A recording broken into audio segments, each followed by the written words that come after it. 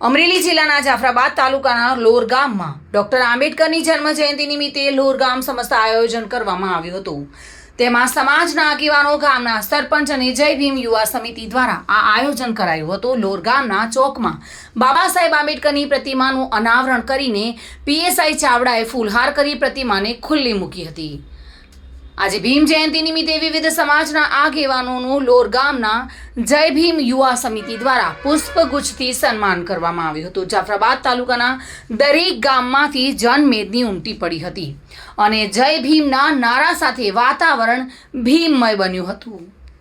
આ તકે જાફરાબાદ તાલુકાના કાર્યકર્તાઓ તથા સિમ્બોલ ઓફ નોલેજ ટ્રસ્ટ તેમજ લોર ગામના જય ભીમ સમિતિના સભ્યોએ ખૂબ જ સારી મહેનત કરી અને સમસ્ત લોર ગામ અનુસૂચિત જાતિ સમાજને ભોજનની સુંદર વ્યવસ્થા કરવામાં આવી હતી। બાબુભાઈ વાઢેર સાથે bureau report, today Gujarati news.